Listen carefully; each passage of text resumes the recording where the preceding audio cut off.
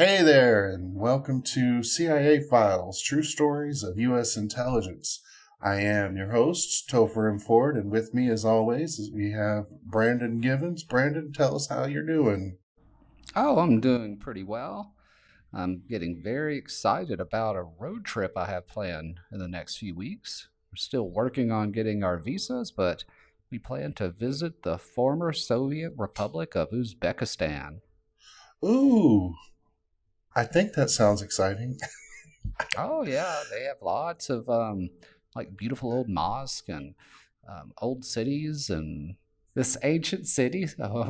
This ancient city, Samarkand, is there, and yeah, I think Timur, one of the it was not Mongolian. He was a Mongol Turkic sort of conqueror fellow. He's buried there, and yeah, a lot of very interesting stuff. I'm looking forward to it. That does sound interesting. I haven't even left the States before, so that all sounds very exotic to me. Oh, the street food should be good too. It's plov, which is like it's a rice dish. It's like rice with raisins and little bits of carrot and they argue around here about plov like people in the South do about barbecue. And it's like they don't do their plov right. They had the wrong spices. It's like they got vinegar barbecue. No, no, no. It really should be sweet and like That's interesting yeah. to know So that there are like over picky assholes in every country. humans are humans. Like everywhere you go, like the template's the same. You know, Yeah, find the same reason to argue about pretty much the same stuff. And I just mean, different everybody's hats. yeah, yeah. Um, but you know what? Honestly, people all like. I think barbecue is pretty much the same hat, except outside the U.S., it seems to be more about it being on a stick. So you can call it shashlik here or shish kebab in other places. But Cool. Well, today's topic has been really interesting, and as soon as I heard about this character, I knew immediately that we had to cover him at some point, and that is a man named Carmel Offie. Very interesting story. Very interesting person who got taken out by the Red Scare. and he was also taken out by the Lavender scare too, wasn't he? Right. Yeah. More. I guess more specifically the Lavender Scare because he was gay, and that was Well, if everyone had there's decided that was a problem. well, if there's anything we have in the U.S., it's different shades of scares of colors. Whether it's red or lavender or fill in the blank. Yeah. Well, that's another thing. I wonder if that's the same in other countries. That seems like a pretty human thing to do. Oh yeah, yeah. Always be afraid of. Well, it's a political strategy is keep people scared. Maslow's hierarchy of needs. If people are, absent food, shelter, and afraid for their safety, they can't really think logically and critically, and it's a way to inspire those reptilian reactions out of us. Oh, this is this other group, and they're out to get you. Yeah. And that's definitely what politicians do. It's what we're going to get our first name drop of a certain senator named Joseph McCarthy in this episode. I hear he has a letter. I heard about the letter, but I haven't seen it, much like everyone else. But yeah, so without further blathering on, here is Carmel Offie. We are not professing to tell you the complete story of these activities. We are professing to tell you the complete story that we know. These records that we've uncovered don't tell the story. This is CIA Files. They tell pieces of it. True stories of U.S. intelligence. Of Offie, an odd observer once remarked that either he was going to be Secretary of State someday, or his body was going to be found floating down the Potomac River.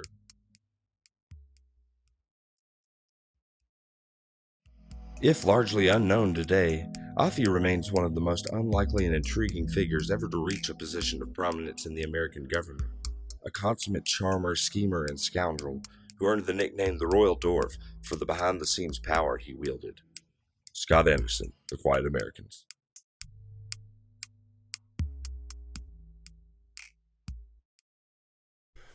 Carmel Offie is one of history's tragically overlooked characters, someone who worked with superhuman effort and questionable ethics to protect a country that would, in turn, destroy him out of convenience.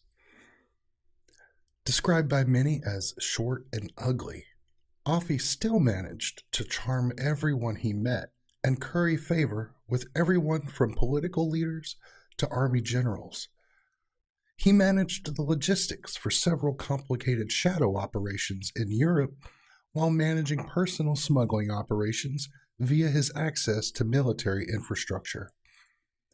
Offie became known among his peers, at least for a short time, as the Royal Dwarf, the man behind the scenes, making the insane missions dreamt up by his bosses a reality while keeping their wives in furs and perfumes.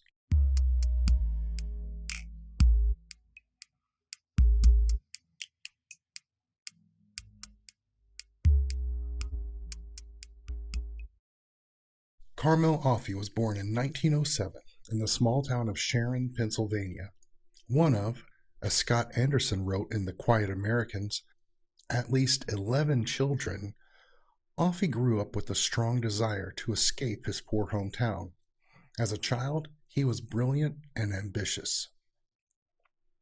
At 17, Offie learned stenography before moving to Washington, D.C., where he found work as a clerk with the Interstate Commerce Commission. He eventually transferred to the State Department, after which he was sent to work at the American Embassy in Honduras. After working there for a few years, Offie returned to Washington, where he impressed his coworkers with his clerking skills. Scott Anderson writes, There, coworkers marveled at his ability to write 2 memorandums simultaneously with a pen in either hand, while effortlessly slipping between the several foreign languages. He would eventually be fluent in at least 5 that he had taught himself. Offie's charm and impressive skills may have been a compensation for his general physical appearance.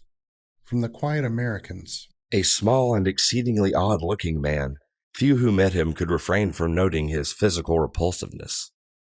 he possessed another attribute that would have been a major social obstacle at the time. He was gay. Despite the taboo of his orientation, Offie managed to avoid the typical scorn this would earn anyone else in that era.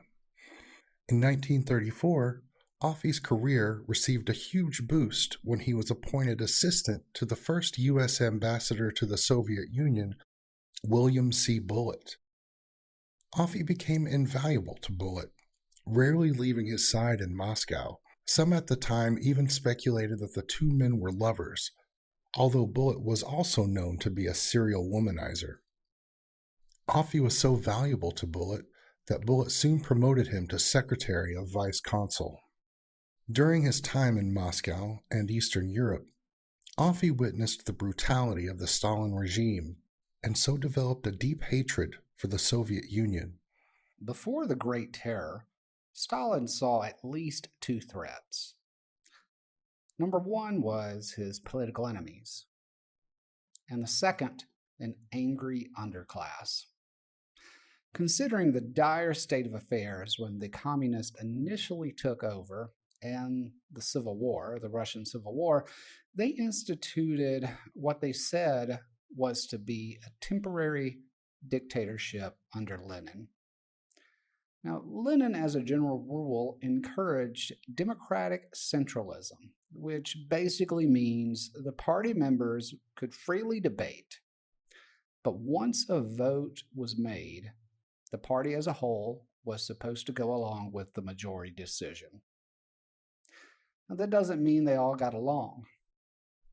Offie had a talent for impressing important people and earning favors from them. In 1936, Offie followed Bullitt to Paris, where he managed to charm the local aristocracy. bullet related to President Roosevelt how Offie managed to build social connections that the U.S. Embassy had been trying and failing to build for years. Offie was the guest of honor at Maxim's at a dinner given by the Marquis and Marquise de Polignac, who are the greatest snobs in France. Inasmuch as the Polignacs habitually ignore everyone from this embassy, including the ambassadors, I think you will agree with me that Offie is already going fast and far. More than ever, Offie is the power behind the throne.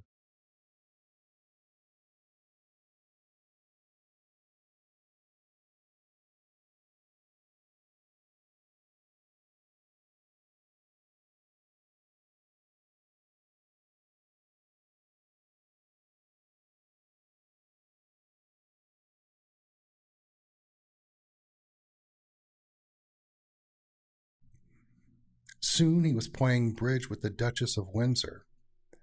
And when young Joe Jr. and Jack Kennedy visited Paris, Offie was the person who set the brothers up with beautiful dates. Two of Offie's close friends were President Roosevelt's personal secretaries, Missy LeHand and Grace Tully. While in Paris, he wrote to them, I merely want to drop you this line to tell you that I shall take care of the antique cigarette box in the next few days. We still have no food problems or anything like that, but I have been reading that during the 1870 crisis, the people of Paris were calmly eating dogs, cats, etc. Do you suppose Mary would send me a can of pears if things get bad? No matter what desolate location Offie found himself in, he always managed to find special items his friends might want, such as oriental rugs and rare perfumes. Offie eventually began working for Robert Murphy, the State Department liaison with the military's top leaders. Murphy was appointed chief U.S. political advisor in Germany after World War II, and Offie followed him to Berlin. There, he impressed the top brass, and soon even generals were seeking his advice and insight. Offie's animosity toward the Russians only grew during his time in Germany, where he witnessed even more violent oppression. One of Offie's methods for transporting black market and contraband items, and for moving cash around, was by using the diplomatic pouch, which is exempt from any search or seizure. But in 1948, inspectors discovered that Offie had been using the diplomatic pouch to move large amounts of cash around Europe. And there were other rumors making the rounds as well.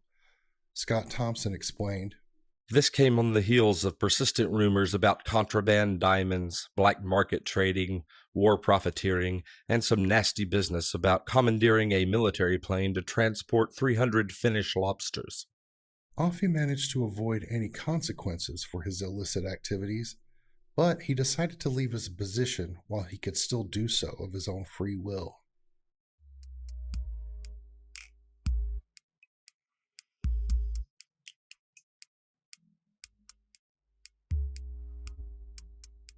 While Offie's extracurricular activities didn't sit well with the State Department, they made him a prime candidate for clandestine operations. As it so happened, a man named Frank Wisner needed people with Offie's skills for a new agency he was leading, the Office of Policy Coordination. The CIA interfered in the elections in Italy in 1948 with their preferred Democratic candidate winning. They found that the use of psychological warfare and propaganda could be effective in controlling or steering a foreign regime. So, a new agency was created, the Office of Policy Coordination. They were under the umbrella of the CIA, but were something of the actionable intelligence arm of the State and Defense Departments. Their mission was to use covert agents to deploy propaganda, economic warfare, sabotage, subversion, and help underground resistance movements. They were to support any anti-communist elements in the threatened countries of the free world. The operations were to be executed in a way that the U.S. government responsibility for them would not be evident, and if uncovered, the U.S. government could deny any responsibility for them. The CIA was founded by President Truman to gather important information about the foreign interests of the United States. But some men, including Frank Wisner, thought the CIA should also be proactive in undermining enemies of the U.S., with the number one target being Soviet Russia. Their first opportunity to get their hands dirty came soon after the leader of one Eastern European country defied Stalin and Soviet rule. That leader was Yugoslavia's Josip Broz, also known as Tito. Yugoslavia had managed to overcome its Axis oppressors without much help from Soviet forces, leaving them with less dependence on the Soviets after the war. Albania, however, was controlled by Russia. But Yugoslavia became a huge buffer zone, making Soviet access to Albania difficult. Tito, with Yugoslavia, had an incredibly difficult foreign relations calculus to balance. He had to keep both the West and the Soviet bloc happy. It's similar to the situation of modern-day Kazakhstan, which has to balance between Chinese, Russian, and U.S. interest. But right after World War II, relations were pretty good between Yugoslavia and Albania. Their partisans had worked together in resisting the Nazis, and both of them had communist parties that came to power. And they were united in an economic and customs union. And within Albania, Serbo-Croatian became a required subject in schools. There was even talk of Albania officially joining Yugoslavia, where it might be united with Kosovo. Well, Tito and Stalin soon had a falling out. There was a communist insurrection in Greece, and Tito was providing support. Stalin did not like this. He was fearful of antagonizing the West. He had also agreed with Churchill to divide up Eastern Europe, and Greece was supposed to be under British influence. So it seems as if Stalin may have wanted to keep that promise. Well, Tito saw that as treason to the principles of the revolution. And eventually they had a complete falling out over it. And the Comintern rejected Tito. So plans for Albanian union with Yugoslavia were stopped. This led to a power struggle within Albania between those like Hoxha, who supported Stalin, and those like Jože, the deputy prime minister, who supported Tito. The Stalinists won, and Tito's supporters were purged. So Yugoslavia then economically isolates Albania, but Albania fell within the Soviet sphere of influence. Albania's geographic isolation from Russia made it a prime target for the OPC's first attempt at undermining a nation's government. The idea was to organize native Albanians who opposed communist rule in their country and support them, leaving the U.S. out of any direct conflict. Thus was born Operation Fiend. The Soviets were providing support to Albania and building a submarine base which could be used to threaten Western control to the Mediterranean. There were also a number of Albanian refugees living around the world, many of them anti-communist, including the deposed king. U.S. and British intelligence became optimistic that the communist government didn't have popular support, and with a little help, an anti-communist insurrection could begin. So, the U.S. helped organize a sort of democratic government in exile for Albania. And the British and U.S. intelligence services recruited and trained Albanian refugees in guerrilla warfare. The plan was to drop these new partisans into Albania by plane and sometimes by fishing boat. It happened rather piecemeal. They would, drop in one or two teams. Then the team would get captured or disappear. They would drop in one or two teams. The team would get captured or disappeared. It was tragically unsuccessful. It's reported that at times the police were like literally waiting on them as they landed on the shore or even as they parachuted in. These drops, they occurred from 1949 until 1952. You could call it a failed experiment in regime change or a tragic practice case. Wisner wanted this to serve as proof of concept for destabilizing foreign governments using nationals. His ultimate goal was for the OPC to develop and improve such operations and use them across Europe to chip away at Stalin's Soviet Empire. Offie handled most of the day-to-day administration and problem-solving during the preparations. He recalled of this job that it was, quote, not particularly inspiring or pleasant. Albanian nationals comprised different, some feuding, factions that needed to work together. Offie helped smooth any turbulence by administering cash.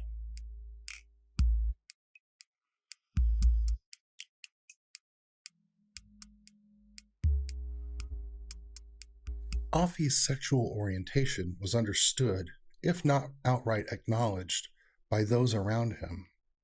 After meeting him, a young John F. Kennedy started calling Offie La Belle Afflette because of his effeminate mannerisms. Frank Wisner didn't care at all. His son discussed this later. I don't think my father could have cared less about Offie being gay. To him, it was all about, are you with me in this crusade? He wanted the most effective people, who could throw off their Americanisms and be able to understand how this war was changing. So if you're gay or a woman or black, it's irrelevant. Offie was effective, and that's all that mattered. As Offie and Wisner fought against the spread of communism in Europe, some U.S. elected officials exploited this perceived communist threat for political gain. Enter Senator Joseph McCarthy, an ambitious Republican from Wisconsin. He would become responsible for first the Red Scare, and then roping homosexual people into his schemes, the Lavender Scare.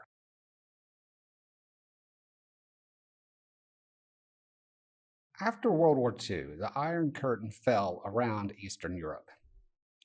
In 1949, the Soviets dropped their own hydrogen bomb, the Communists won the Chinese Civil War, soon after the Korean War started, then it seemed like every day a Soviet agent was getting caught on U.S. soil. Even before McCarthy, the U.S. was investigating subversives. As part of background checks for the loyalty of U.S. federal employees, Hoover nearly doubled the number of field agents. McCarthy was different in how he whipped it up into this paranoia. He insisted that he had a letter with hundreds of State Department employees' names on it, all of which were Communist Party members, and the Secretary of State was aware of it, and they were still there working, shaping policy. So further paranoia ensues.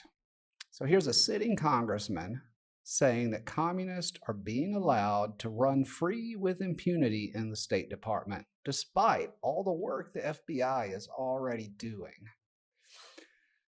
There were already a number of congressional committees to investigate communist infiltration of society. He added more. This is when you get the Hollywood blacklist, when people in Hollywood suspected of being communists were blacklisted from work.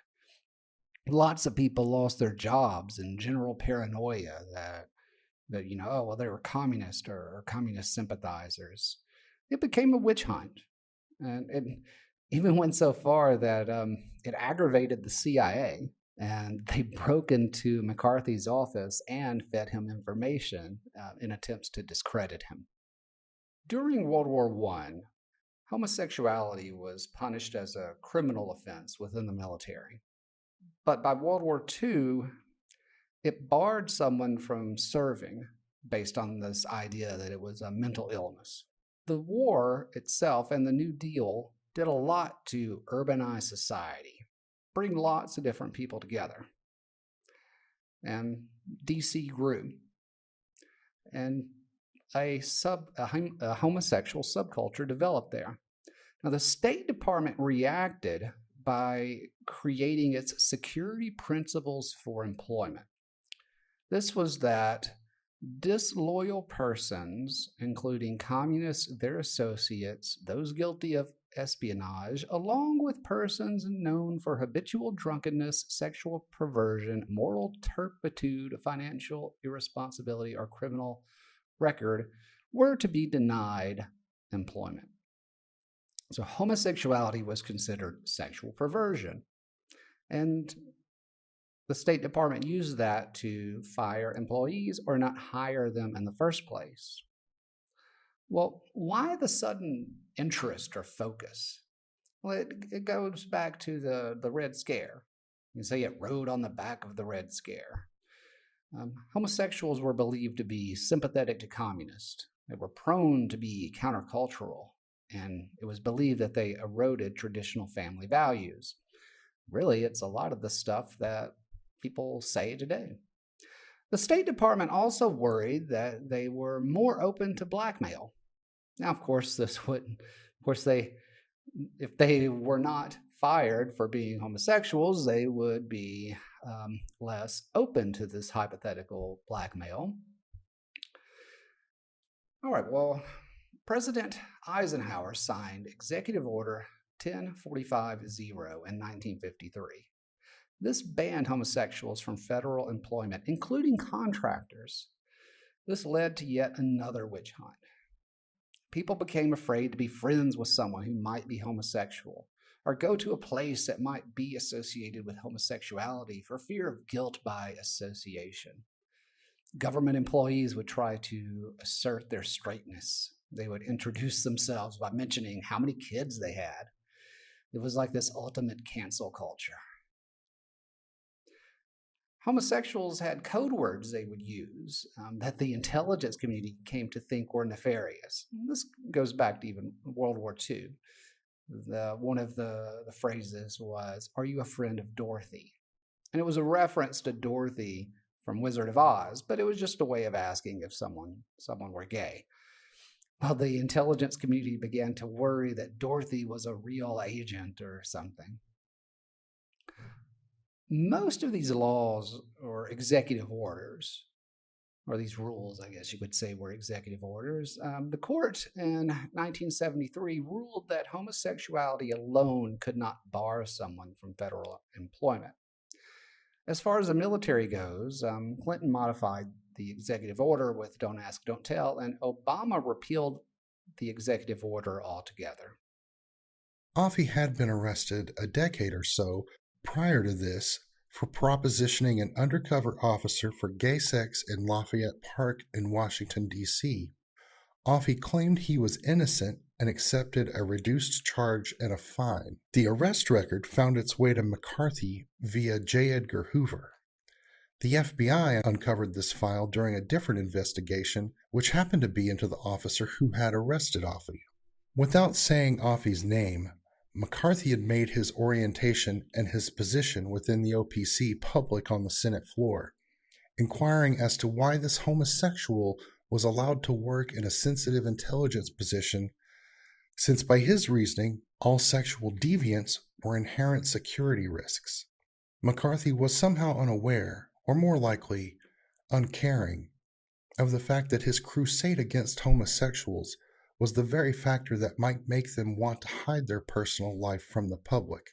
At first, many important people rushed to Offie's defense, including Lieutenant General Clarence Hubner, who wrote, Offie embodies a mind that is brilliant and active to an outstanding degree. His friendly, gregarious personality and his companionable ways have endeared him not only to his work associates, but to all the rank and file with which he comes in contact.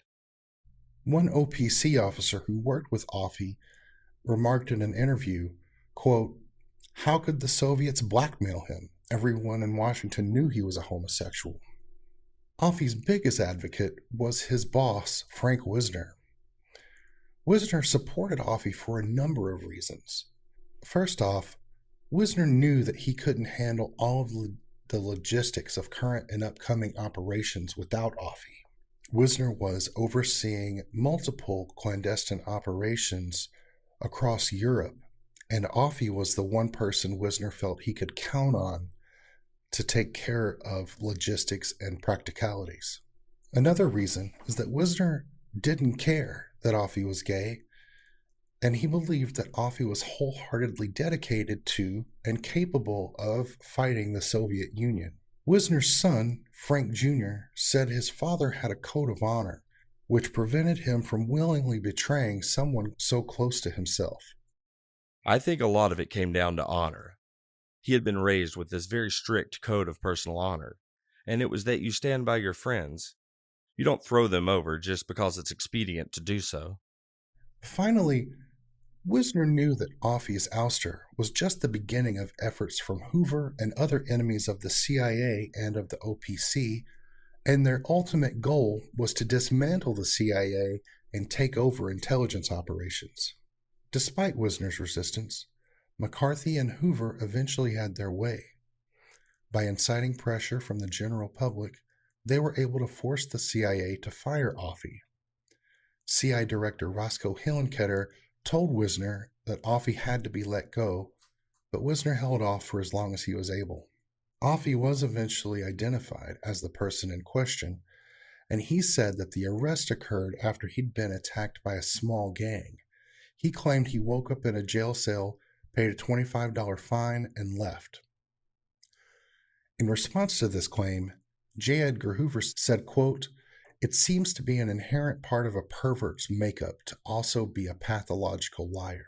J. Edgar Hoover and Senator Joseph McCarthy both used the threat of communism to gain personal power by attacking many people who were genuinely dedicated to the fight against that threat. In one of American history's great perversities, this vendetta, carrying with it the tinge of hysteria, would ultimately tarnish many of those who, like Carmel Offie, had been in the very vanguard of the fight against international communism. On April 25, 1950, Senator Kenneth Wherry took to the Senate floor and announced, "Within the last 30 minutes, I have been informed by the head of a government agency that the man against whom the senator from Wisconsin has made a charge on the Senate floor this afternoon has finally resigned." Turning to McCarthy, Wherry then burbled, "I am proud to be associated with a man who is doing his level best to clear this country of communists and moral perverts in the government." The FBI actually maintained an active file on Offie up to the end of his life.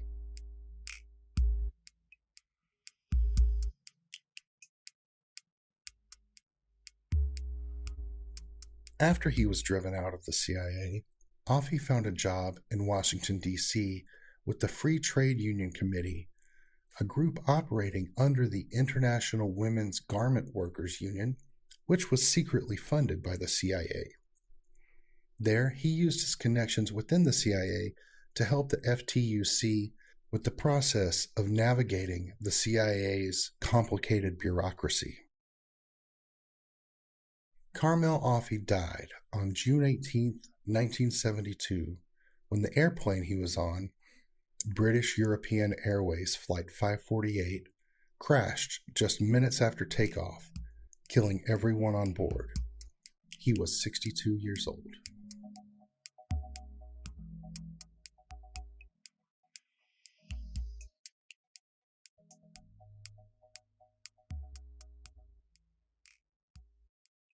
All right, well, that was Carmel Offie, a very interesting character that played a large role in U.S. history and is kind of forgotten today. Yeah, I really like this story. What'd you think, Brendan? That was a very interesting story, and these kind of untold stories of characters, sometimes good, sometimes bad, and maybe they were taken out for the wrong reasons, but yeah, it can get kind of complicated. Yeah. My favorite kind of part of the story this episode really had to do with Tito, and it kind of cracked me up that he was standing up to Stalin and like, Stalin's the traitor to the communist revolution. Yeah, I was like, you're totally turning your back on the Greek communists, how dare you? And that whole, like, within the Eastern Bloc, no, the best way to be a communist is to submit to the authority of the central directive. And it's like, Tito's like, nah, I think I won't. Yeah. If there's anything I've learned studying world history, at the beginning and the middle of the 20th century, and also studying like the lead up to the Russian Revolution, is that leftists will argue over the most trivial points and completely like split off and have nothing to do with other leftists based on, small details. They're like Baptist churches, Yeah. Well, yeah. It's like you're not the right kind of leftist. You don't have the perfect truth belief. You don't believe it in the correct way. And it's like you Yeah. might even believe the right thing, but you don't believe the right thing in the right way. Not for it's Yeah. your reasons for believing that are slightly different than mine. So I remember my most clear memory of that once was I think it was like a rally for amnesty or something, for not really amnesty so much as the Dreamers. Like the kids that they didn't have any choice in it. And they were brought in, and I was there, and there was a guy, like, I agreed with him in principle, but he kept getting mad at me because I said illegal immigrant. He's like, no, well, they're undocumented workers. I was like, well, no, they have immigrated in a way that's not legal. And if you call someone an undocumented worker, you're just kind of reducing people to workers. And like, if I went somewhere I wasn't supposed to be, or without the proper, papers or legal permission, then I would probably consider illegal immigrant respecting my human dignity more than undocumented worker. But the point the point is, like, I mean, it's is like, we agree on what we think should happen. Why are you arguing with me about this phrase? And it was like, I mean, okay, fine. If you want to say undocumented worker at the end of the day, okay, but why are we arguing about this? and it's frustrating, and you see that the best example of that is, I think, from what I've seen, the whole build up to the Russian Revolution, and that all of the key players in that were completely inflexible in their system of ethics, and were all completely insufferable people. You could not have you couldn't have a conversation with Lenin. He was a huge asshole. And if he was overbearing, if you disagreed with him, he would, talk you into the ground. I don't want to go to a party with that guy. All the Communist Party wasn't really all that fun. Like we were saying, people are the same, throughout time and location, just kind of, they all wear hats, just different hats. And Yeah. Monty Python, Life of Brian, make fun of that sort of just bickering over the little things, and Brian's trying to find the rebels, and it's like, I need to find the Popular Judean Front. And they're like, we're not the Popular Judean Front, we're the Popular Front of Judea. It's like, well, where's the Popular Judean Front? He's over there.